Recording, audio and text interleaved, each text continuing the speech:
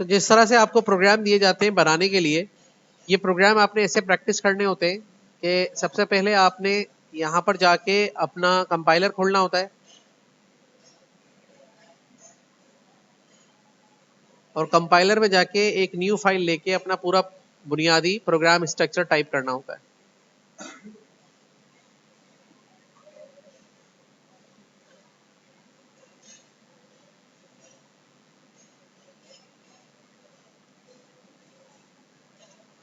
ठीक है, उसके बाद आपने प्रोग्राम स्ट्रक्चर टाइप करने के बाद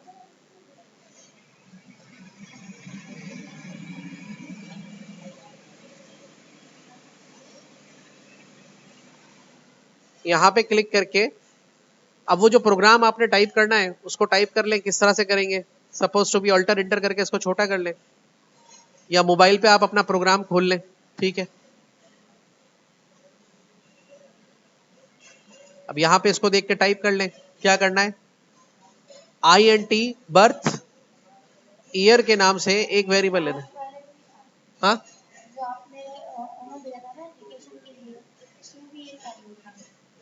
लेकिन इसमें ये इंटीजर के साथ है, वो मुख्तलिफ वेरिएबल के साथ। बर्थ ईयर इक्वल टू 2005 हमने इसकी वैल्यू रख दी। इंटीजर करंट ईयर करके इसकी वैल्यू 2025 रख दी। दो वेरिएबल डिक्लेयर कर दिया, अब इधर देख लो। उसके बाद इंटीजर एज करके हमने यहाँ पर इसका जो इक्वल करके current year minus birth year variable में से माइनस कर दिया, सेमीकोलन।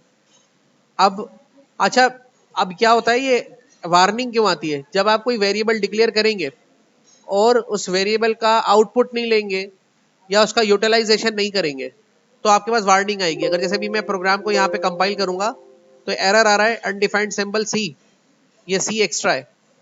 तो यहाँ अच्छा, इसका थोड़ा साइज बढ़ाने के लिए यहाँ क्लिक करके आप आई थिंक सो एक मिनट, यहाँ पे नहीं, इससे बाहर आ जाए, यहाँ पे आके ओहो ये इसके अंदर आ,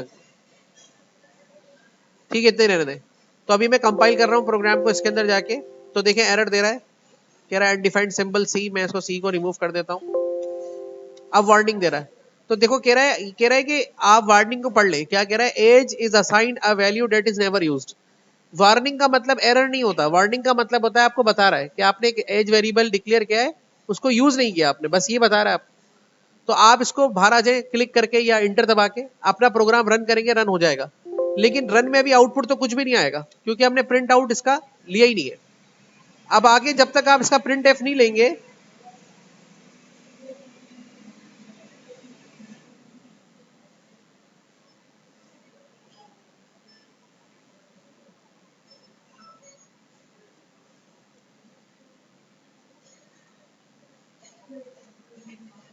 ठीक है। अब जब आपने प्रिंट एफ में एज वेरिएबल को ले लिया ना यूज में, अब ये आपको वार्निंग नहीं देगा।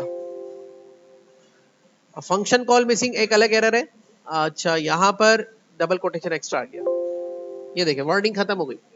वार्निंग जब आएगी जब आपने वेरिएबल को डिक्लेयर किया, उसमें वैल्यू डाली लेकिन उसका आउटपुट नहीं लिया, यूज नहीं किया उसको, तो ये आपको वार्निंग देगा। पर वार्निंग को इग्नोर किया जा सकता है, वो एरर नहीं होता। अब देखिए आपका आउटपुट आ जाएगा प्रोग्राम का, योर एज इज 20 ईयर्स। अब आप यहाँ पे इस तरह से चेंज करके देखेंगे, मिसाल के तौर पे अब मोहित का बर्थ ईयर कौन सा है? मोहित का बर्थ ईयर कौन सा है? 2009। ये प्रोग्राम आ गया हमारा, 2009 लिखा, करंट ईयर में 2025 लिखा, कंपाइल किया प्रोग्राम को और यहां से रन किया, तो इसकी एज आ रही है 16 ईयर्स। अब इस फाइल को सेव कर दें, सेव पे क्लिक करें फाइल में जाके। अब यहाँ पे हमने सेव कर दिया, क्या नाम है ग्रुप का? 8 के नाम से मैंने इसको सेव कर दिया, ये फाइल सेव हो गई। ये फाइल आपने वीडियो बना के इसका ऐसे वीडियो बनानी थी, रन करके, हाँ इसको ऐसे रन करते, वीडियो बन गई, रन हो गया, स्टॉप कर दिया, बस ऐसे प्रोग्राम को चेक ऐसे करते हैं हम लोग।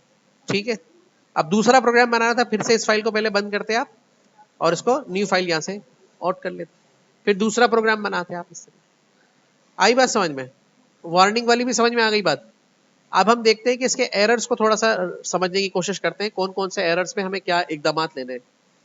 देखें जब आप इसको एरर दो तरह के, एक वार्निंग एरर आएगा।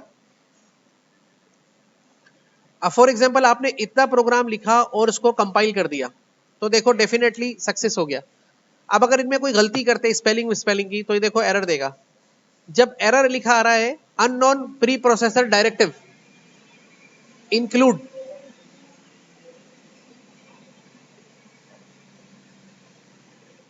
तो समझ जाओ कि आपकी स्पेलिंग की मिस्टेक है। तो ये ये बता रहा है ना जो सिंगल कोट पे, आप समझ जाओ यहाँ स्पेलिंग मिस्टेक है, इंक्लूड। एक दफा स्पेलिंग को पढ़ लो जाके और उसको स्पेलिंग को सही कर लो, इंटर दबा के सही कर लो, ये एरर सही हो जाएगा कंपाइल के लिए। अगर आप यहाँ पे कोई फाइल की गलती करेंगे तो ये एरर देगा stio.h, अननोन ही कह रहा होगा, अनेबल टू ओपन फाइल, इसका मतलब ये फाइल नहीं है। तो आप समझ जाओ कि इसके अंदर आपने कोई फाइल की गलती की है, सही कर दो उसको, ठीक है। अगर आप ब्रैकेट की मिस्टेक कर रहे हो उसके अंदर कोई, तो देखो कह रहा है नो फाइल नेम एंडिंग। तीन तरह के एरर आपको मैंने इन दोनों लाइन में समझा दिए, इसका मतलब आपने यहाँ पे कोई एंड नहीं किया, इसको एंड हो गया। अब इसमें से कोई भी एरर करोगे तो इसी तरह का एरर हो सकता है। चौथा एरर ये हो सकता है अगर आपने यहाँ हैश नहीं लगाया, तो क्या कह रहा है ये, डिटेक्टिव सिंटैक्स एरर, मतलब आपने जुमला गलत लिखा है। तो आप समझो कि डिटेक्टिव सिंटैक्स एरर का मतलब है कि यहाँ पे हैश नहीं लगाया। चार गलतियां, चार एरर बता दिए। हैश की गलती में क्या आएगा, इंक्लूड की गलती में क्या आएगा, ब्रैकेट की गलती में क्या आएगा, और फाइल के नाम की गलती में क्या आएगा। सही है, आगे चलते हैं। अब आगे आपने अगर लिखा इंटीजर मेन की मिस्टेक कर दी, सपोज टू बी MAIN, अभी मैं सही लिख रहा हूँ, मेन, दो राउंड ब्रैकेट्स, दो करली ब्रैकेट्स, ये लगा दिए और आपने रन किया प्रोग्राम को, तो कह रहा है देखो warning function should return a value. तो खुद बता रहा है रिटर्न आपने नहीं लिखा, तो इसका मतलब आपको रिटर्न लिखने की जरूरत है, रिटर्न 0। ठीक है, अब आप कंपाइल करें प्रोग्राम को, तो देखिए सक्सेस हो गया। अब गलती क्या क्या आ सकती है, इंट की स्पेलिंग गलत लिख दिया आपने, तो क्या कह रहा है, एरर डिक्लेरेशन सिंटैक्स एरर। इसका मतलब आपको शुरू से पढ़ना है, यहाँ पे कोई गलती है, ये सेट हो गया और ये हो गया। अगर आपने मेन की गलती लिखी गलत, तो यहाँ पे क्या कह रहा है, मेन की गलती में कोई गलती नहीं बता रहा, इसमें कोई नहीं बता रहा, लेकिन यहां पर आपने फिर भी MAIN कंप्लीट सही लिखना है, गलती नहीं करनी। दो ब्रैकेट्स नहीं लगाए तो एरर देगा डिक्लेरेशन सिंटैक्स एरर, तो इसका मतलब आपको फंक्शन के आगे दो राउंड ब्रैकेट लाजमी लगाने हैं, ठीक है। अच्छा, अब अगर आपने बॉडी नहीं लगाया, तो कह रहा है अनएक्सपेक्टेड, अनएक्सपेक्टेड ओवर है, इसका स्टार्टिंग का है, तो आपने देखना है अगर ओवर बता रहा है नीचे एरर में बता रहा है अनएक्सपेक्टेड, तो इसका मतलब इसका स्टार्टिंग नहीं है, तो स्टार्टिंग आपने यहाँ पे लगा देना है। अगर आप एंडिंग को मिटा देंगे तो क्या एरर देगा, देखिए कह रहा है कंपाउंड स्टेटमेंट मिसिंग, कह रहा है ये वाला है, ये वाला मिसिंग है, ये वाला मिसिंग है, इसका मतलब स्टार्ट वाला है। इसका मतलब स्टार्ट वाला तो आपने लगाया है, इसका ओवर नहीं लगाया आपने। तो दोनों तरह के एरर को इस तरह से समझना है कि कहाँ पे कौन सी चीज है या नहीं है। अच्छा, रिटर्न 0 की स्पेलिंग गलत कर दी, कहेगा भाई ये मुझे पता नहीं, अनडिफाइंड। जब भी किसी कमांड की गलत लिखोगे स्पेलिंग फंक्शन के अंदर, तो कहेगा अनडिफाइंड, मतलब मुझे नहीं पता, और स्पेलिंग तुम्हें बता देगा, बता रहे देखो ये। तो इसका मतलब ये कि स्पेलिंग ये आपने गलत की है, तो सही कर दे, कंपाइल कर दे, सही हो जाए। तो 0 की जगह आपने नहीं लिखा कुछ कहा, तो ये कह रहा है भाई ये function should return a value, भाई इसको कोई वैल्यू दो, ये रिटर्न करेगा 1 2 3 4 5 6 7 8 9 10, तो हमने 0 दे दिया। ओके। अच्छा, अब उसके बाद अगर आप कहीं में सेमी कॉलन नहीं लगाएंगे, तो कहेगा स्टेटमेंट, रिटर्न स्टेटमेंट मिसिंग, मतलब कह रहा है रिटर्न स्टेटमेंट में तुमने स्टेटमेंट टर्मिनेटर नहीं लगाया। समझ जाओ, पढ़ो, देखो एरर ये लिख रहा है कंपाउंड स्टेटमेंट मिसिंग है, ये लगाओ, कंपाइल करो, ओके हो जाएगा। ठीक है, ये सारे एरर समझाता जा रहा हूं मैं, ये आपको आते हैं जो।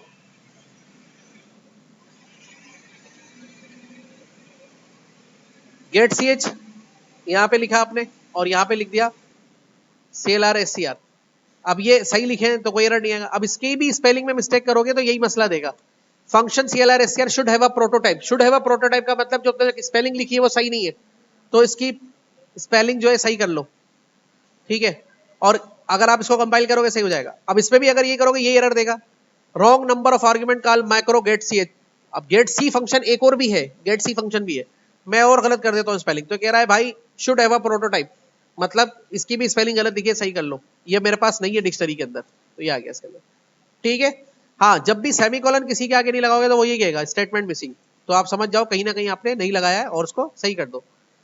सही है, ये बात समझ में आ गई। अच्छा, अब प्रिंट एफ फंक्शन लिख रहे हैं आप, उसके साथ आउटपुट ले रहे हैं, यहाँ पे न्यू लाइन लगा रहे हैं और ब्रैकेट लगा रहे हैं और यहाँ पे कंपाइल कर रहे हैं, ठीक है ना। अब यहाँ पे रन करें प्रोग्राम को, तो ये तो कुछ भी नहीं दिखाएगा क्योंकि लिखा ही नहीं, तो यहाँ पे मैं लिख देता हूँ वेरिएबल, तो ये वेरिएबल लिख दिया मैंने यहाँ पे। अब ये न्यू लाइन पे नजर आएगा वेरिएबल, यानी कि ऊपर से एक लाइन नीचे नजर आएगा। ठीक है, समझ में आ रही है बात। और इसको एक और न्यू लाइन यहाँ एंड पे भी लगा सकते हैं, तो अगली लाइन से भी कर्सर नीचे चला जाएगा। कर्सर देखिए वी के नीचे से ब्लिंक कर रहा है। अच्छा, अब आपकी वेरिएबल में क्या मिस्टेक आएगी, अभी आज जो मोहित की मिस्टेक मैंने पकड़ी, इंटीजर करके ये एक वेरिएबल डिक्लेयर कर रहा है, कौन सा वाला, एज के नाम का फॉर एग्जांपल, और उसमें 2000 की वैल्यू डाल रहा है, और इसका प्रिंट एफ कर रहा है न्यू लाइन पे जाके यहाँ पे एज लिख के और डबल कोट लगा रहा है। तो देखो यहाँ पे एज की वैल्यू नहीं आएगी। अब देखो वही कह रहा है, age is sign a value that is never used, मतलब आपने एज वैल्यू को एक्सेस नहीं किया, ये वार्निंग एरर नहीं है, प्रोग्राम रन हो जाएगा तो एज ही लिखा हुआ आएगा क्योंकि आपने डबल कोट में एज लिखा है। अब एज की वैल्यू दिखा रही है तो आपको यहाँ पे लगाना होगा इंटीजर का फॉर्मेट स्पेसिफायर और कॉमा लगा के आगे लिखना होगा एज वेरिएबल का नाम। तो अब देखो वो वार्निंग भी खत्म हो जाएगी और ये भी आ जाएगा। ठीक है, अब गलती क्या है, अब इंटीजर की जगह इसने इस वेरिएबल को कर दिया लॉन्ग इंटीजर। अब लॉन्ग इंटीजर करने के बाद इसकी वैल्यू को इसने 4-5 गुना बढ़ा दिया, लेकिन यहां पर फॉर्मेट स्पेसिफायर इंटीजर वाला लगा हुआ है तो वो आउटपुट सही नहीं देगा। तो यहां पे फॉर्मेट स्पेसिफायर भी लॉन्ग इंटीजर वाला लगाएंगे तो आउटपुट सही आ जाएगा। ठीक है, अब इसमें एक और गलती क्या हो सकती है कि इसने यहाँ पे जो ना इंटीजर ही डिक्लेयर किया था, और इंटीजर डिक्लेयर करने के बाद वैल्यू 2 लाख लगा रखी और यहाँ एलडी लगा रखा है, तो ये भी आउटपुट सही नहीं आएगा। तो भाई तो इंटीजर की कैपेसिटी 32,668 है, तो उससे कम वैल्यू डालो ना उसके अंदर। 4,000 वैल्यू तक, 40,000 तक नहीं जा सकते आप, 32,000 से ऊपर नहीं जा सकते, तो परसेंट एलडी की जगह पे एलडी लगाएंगे। ये एरर इससे सही हो गया। अब आते हैं कि अनसाइंड में क्या होता है। अगर आप इससे पहले अनसाइन लगा रहे हैं, अनसाइंड लगाने के बाद आपने इसके अंदर 65,000 की लिमिट हो गई इसकी, आपने इसके अंदर ऐड करा दिया 70,000 और परसेंट डी लगाया हुआ, तो अब आउटपुट अजीबोगरीब आ रहा होगा। अनसाइंड के लिए फॉर्मेट स्पेसिफायर कौन सा लगाएंगे, यू, लेकिन अभी भी आउटपुट अजीबोगरीब आएगा। क्यों, क्योंकि 65,000 से ऊपर की वैल्यू को स्टोर नहीं कर सकता, तो यहाँ पे आपको वैल्यू को कम करना होगा, 63,000 तक जा सकते हैं। ये देखें आउटपुट सही हो जाएगा। बात समझ में आ रही है। तो ये कुछ प्रॉब्लम्स आपको आते हैं, एरर्स आते हैं, समझने में आपको दिक्कत होती है, इसलिए आपको बने बनाए प्रोग्राम दे रहा हूं मैं, सिर्फ उसको प्रैक्टिस करें। अब जिन्होंने नहीं किए वो बैठ के क्लासरूम में इसको कर लें।